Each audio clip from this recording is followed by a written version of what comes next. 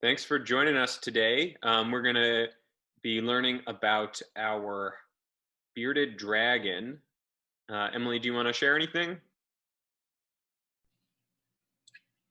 So on my screen, you can see Norbert or Norberta, we're not sure. This is our bearded dragon here at the Science Center. And if you've ever visited the museum, you might actually have met him. And we're just going to hang out and pamper him a little bit this morning. Cool. Thanks, Peter. It's good to see you all this morning. Thank you for joining Norbert and I. He's taking a look right at the camera for you. I love this lizard. He's very expressive and pretty cool. We've been talking a lot about coloration in animals over the past couple weeks. So I'm going to ask you all to do a little bit of brainstorming. Based on Norbert's colors, where do you think bearded dragons might generally live? So think about different types of environments.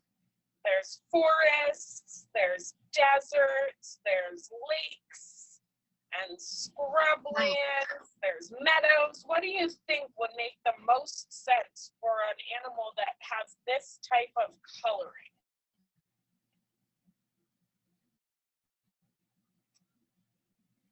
What colors do you all see, first of all? Zoom in a little bit.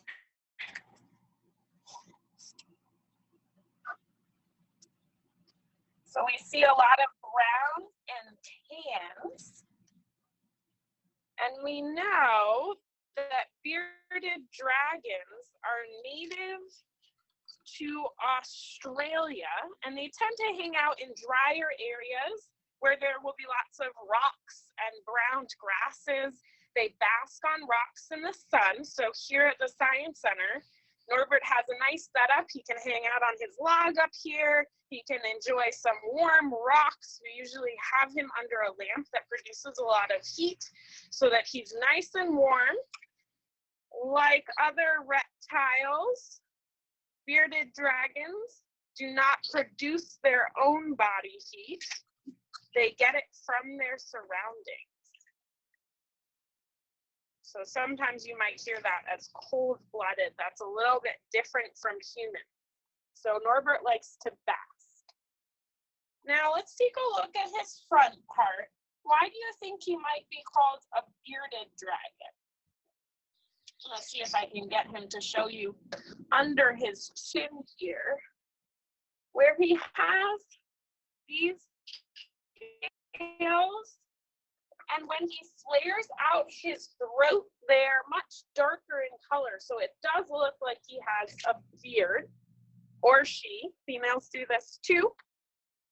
A lot of people think that flaring out of the beard in males is a sign of aggression. They're communicating about their territory or distress to other animals nearby. So this morning, we're gonna give Norbert some food and a bath.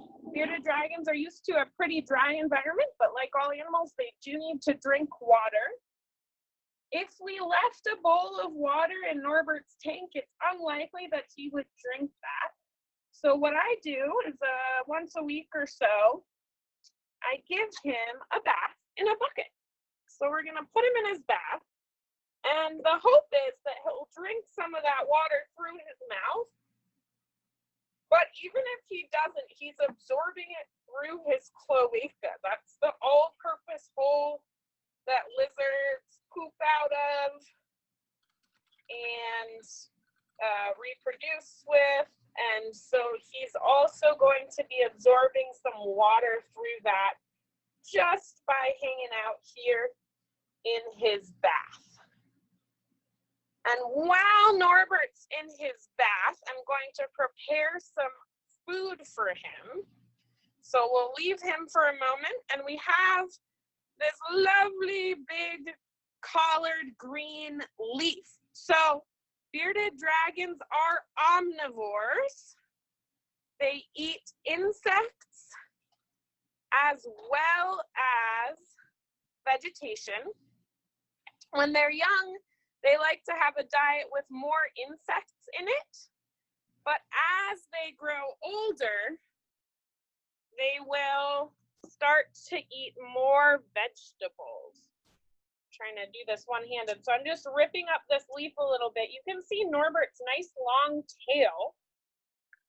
Like a lot of lizards, bearded dragons can drop their tails when they're in distress. Luckily, Norbert has held on to their tail.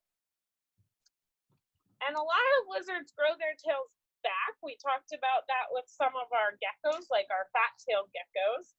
The bearded dragon tail will grow back too, but it will look pretty different. So we're hoping that we can keep Norbert hanging on to that original tail there. It's really long and lovely.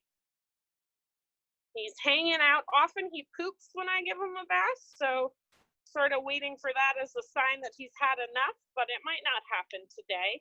I've torn up some of that collard green leaf. So it's right here, and we're going to add a little bit of a nutrient mixture. So it's very important, just like for you, that our reptiles get all of the nutrients they need to keep their bones really healthy and strong. They get some of that naturally from their food, but here at the Science Center and many animal and reptile care people, we add a little bit of extra vitamins and minerals to their food. So I just put some powder on this salad. It's a nice tossed salad for Norbert to come back to when he's done with his bath. So I see that you're asking what lizards eat. Depending on the species of lizard, they might eat lots of different things, but a lot of them like insects. Some will eat fruit and plants. Depending on the size of the lizard, they might also eat some larger prey like other lizards or small mammals. Our Mexican beaded lizard eats mice here every week. Norbert is an omnivore, so he eats both plants and animals. So we'll be giving him some crickets as well, and he loves crickets. Norbert's a fairly young bearded dragon, somewhere in the realm of 3 years old right now. And we got them as a very small lizard from the SPCA here in Tompkins County. So Norbert used to live somewhere else, but it was not a safe environment for him. And so now we get to enjoy here at the Science Center having our bearded dragon. These are really popular pets. Does anybody know someone with a pet bearded dragon? Well, you know the Science Center. So here our animals aren't exactly pets, but we do care for them in sort of a similar way to how you would take care of a lizard at home. So I'm gonna say that Norbert's probably had enough of a soaking. We'll take a look. They are ready to get back in and start eating some food. So let's see, he's heading over to check out that salad. Emily, it looks like Trey and Corinne have a picture that they may have drawn of a bearded dragon that we could all take a look at. Oh, awesome. I would love to see that. You want to hold that up to the camera, Corinne? Yeah.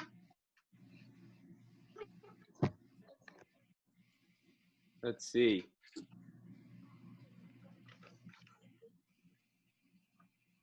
Very nice. Oh, very good. What's that near its face? It's food. It's the food, just like Norbert's enjoying now. I hope you all got to see him chomp down on some of those greens. He's getting a little annoyed, I think, about my camera here. There we go. None eating, none eating. So we'll let him enjoy greens for a second. Maybe get one more bite, and then we're going to toss in some crickets so you all can see a bearded dragon hunting a little bit more actively. You want another piece of lettuce, Norbs? There's his face. One more lettuce, maybe. Nope. All right, I'm gonna go ahead and throw some crickets into Norbert's tank here. This lizard knows what's coming. Here are our crickets. Again, you can see I've put some powder on for extra nutrients.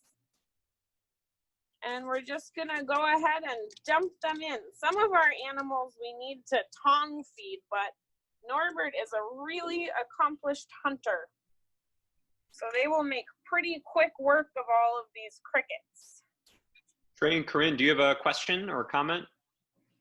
You go ahead and unmute yourself.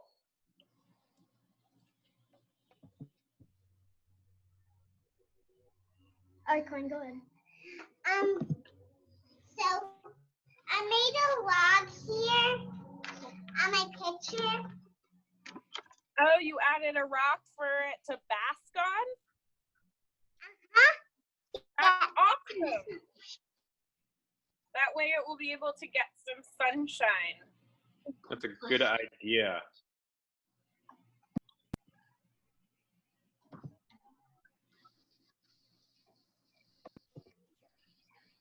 All right. Does anyone have questions or observations about Norbert? Has anyone met this lizard before at the Science Center?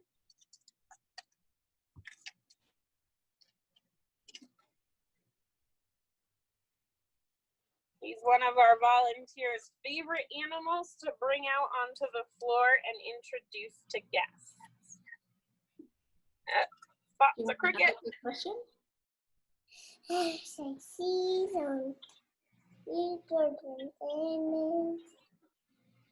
You were going to ask, how many crickets will he eat? Oh, that's a good question, Leon. So Norbert loves crickets, and like I said, younger bearded dragons tend to want more of those crickets. There's lots of protein for them to grow. So as far as I can tell, Norbert will eat about as many crickets as I put in. Normally, I put somewhere between 15 to 20 in the tank and feed him 3 times a week-ish.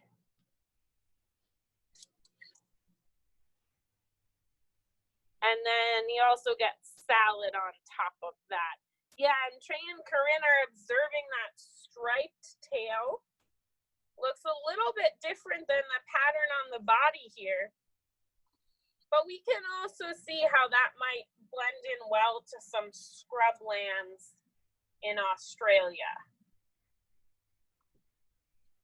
Bearded dragons can be quite quick, so you can probably see Norbert's moving fairly quickly to hunt right now. They can run up to 9 miles an hour. No. Yeah. They can run pretty fast. 9 miles an hour on legs like that's pretty quick. They have these lovely long nails that help move over rocks and things.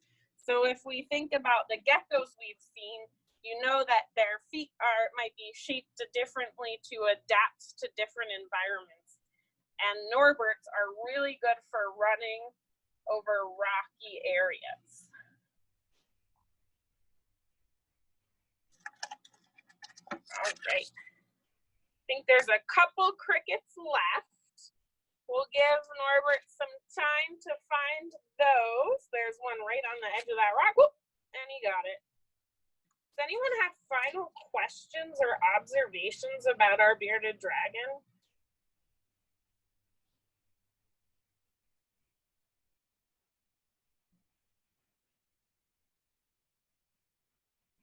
All right. Peter, can you tell us about what we're doing tomorrow for our activity? I sure can. Tomorrow, Emily is actually going to be back with us, and we're going to do an activity where we'll make leaf rubbings. Oh, right. Yes. Tomorrow we will be doing leaf rubbings. So you have a little bit of homework for that this afternoon. Before it starts to pour you need to find some leaves outside, just like this big collard green leaf, or if you have some smaller lettuce leaves at home, you could use those. It's important when you're searching for leaves that you don't pull them off of their plants. You should be able to find some leaves that are already on the ground that you can use. It's best if they're not totally dried up, but in my experience, there's often a branch that's fallen off a tree that it's okay to take some leaves off of, or some that have come from flowering plants and might be around your yard or sidewalks near you. You will also need for that some crayons and some paper. So I really hope that we'll see you tomorrow at 10:30 again to do some leaf rubbings. And do you have a final comment or question you want to make? Go ahead, unmute yourself. Friend has one more thing on our picture to show. Cool. So there's this picture here, and then I made this L, and it's like a bridge, and so I have all these animals, and so my animals can look at the picture and then call up here. Cool. That's a nice addition to your picture. I like that.